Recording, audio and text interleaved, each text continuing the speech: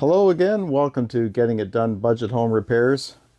I'm looking at a natural gas hot water tank here, and I'm noticing a lot of water on the ground and actually a little bit of surface rust here at the bottom of the tank. I recently just moved into this home 2 days ago, and I've never seen this before, and I'm seeing it now.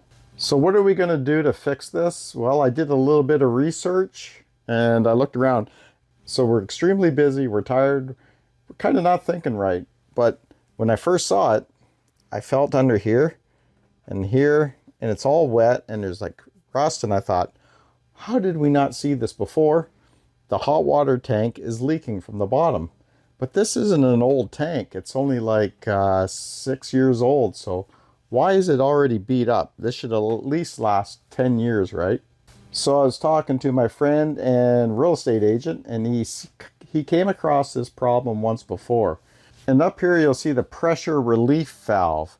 And from what he was telling me, and I just did a little bit of research, if your water is too hot, like there's a setting here for the temperature of the water, it's too hot. Now this could be the problem.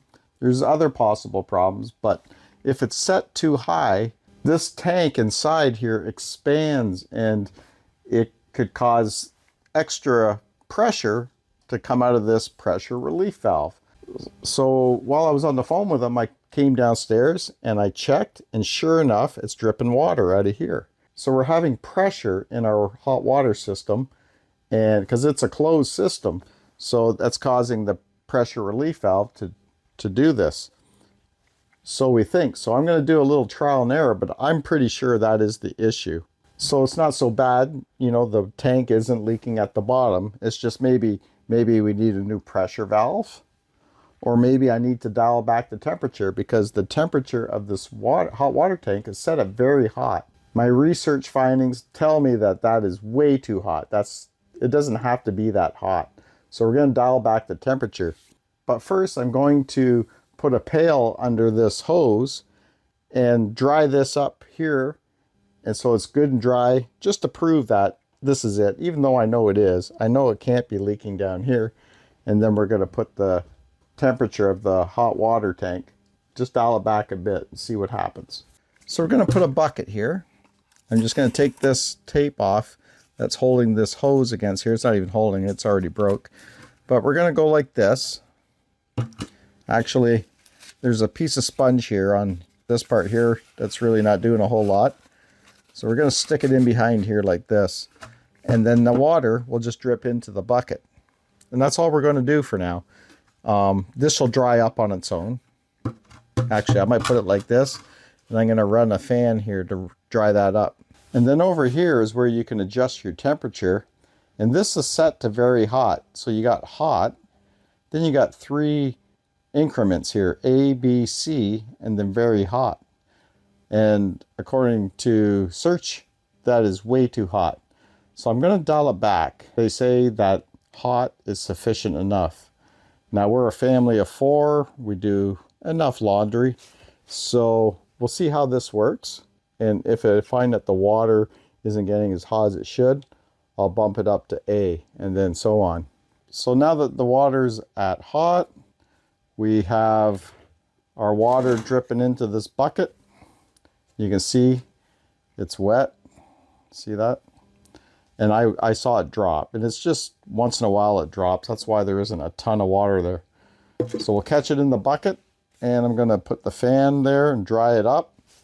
And we'll see what happens. And I'll report back to you.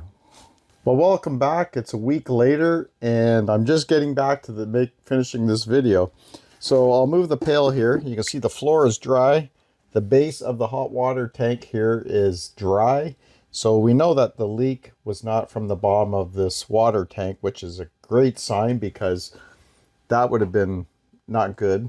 That would have been a sign that we got a big problem. So the problem is this pressure relief valve, and I'm going to get onto that in a second. But so far, like I said, it's been about a week. We have about 1 inch of water in this bucket. So this pressure relief valve, even though I dialed back the heat, that must not be the problem. It must be the pressure relief valve. So it could be a couple things. There could be some sediment inside the pressure relief valve. So inside this valve, there is a rod with a spring. So what you have is a flat, round piece of metal, and it goes against the seat back here, and it'll just go against that seat like this, and it prevents water coming from there unless there's too much pressure in the tank, and then that spring will collapse a bit and open it up, and the water will come out of here. So what you could say is there's sediment in between that valve and the seat, or this pressure relief valve is no more good. But so first we're going to test this. We're going to see if we can work this pressure relief valve, get that sediment. So what will happen is water will come out there when I lift this and pull back on the valve, and it'll push any sediment that's caught in there, hopefully, through here into the bucket. So water will come through. And if that doesn't help, well then we're probably looking at replacing the pressure relief valve. So I'm going to open this up just slowly and let a bit of water through here. I'm going to show you what's going on here. I just opened this up and a bunch of dirty water come through. Let it run for a second here, and now it's clearing.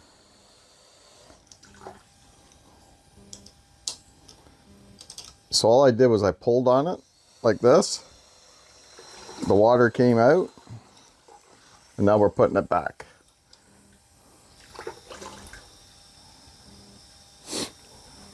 Now what could also go wrong is if I can't close this valve and it stays open and this much water comes out. That's not a good thing. So I played with the pressure relief valve. I flushed quite a bit of water. I'd say 2 buckets, 2 5-gallon buckets of water out of there. And it was actually leaking a lot worse than it is right now. And I kept playing with it, and I guess the sediment was caught in there. But I got a feeling this pressure relief valve is not working like it should, and it needs to be replaced. So I'm going to call my plumber and get him to change this, because I don't really want to touch this. It's a gas powered hot water tank, and I just don't want anything to do with this, because I just don't want to mess up. So I called my plumber to come and change this pressure relief valve, or I will be calling him, I'm saying. So I'll have to keep an eye on this small leak. What I did is I've shut off the water. This is my inlet. Shut off the water that goes into the tank, and I shut off the power to the hot water heater. So I guess we won't have any hot water until it's fixed, which is not a big deal. I could turn it all back on and have some hot water in the tank, but I'll have to keep an eye on this leak and make sure that we don't have a bit of a flood here. So I'll have to empty out my pail, put an empty pail, have both pails ready just in case, maybe grab another pail. And if we need hot water, we can turn it back on, turn the power back on, and have hot water, and then shut it all off again until the plumber comes. So it's a good thing I paid attention to this leak on the floor. It was just a small drip, but it's a good thing I paid attention to it. We just moved into this house a week ago, and because it could have got worse. Like, this pressure relief valve could have gotten worse, and then we wouldn't be home or something, and we would flood the floor, and we don't want that to happen. So I'm glad I caught this and got on it right away. I didn't actually fix the problem, but I diagnosed it really good. So now at least we know what the issue is, and we will get it fixed. Home ownership is full of surprises. Thanks for watching. Hit the subscribe button if you like this kind of content. We'll see you again on the next video.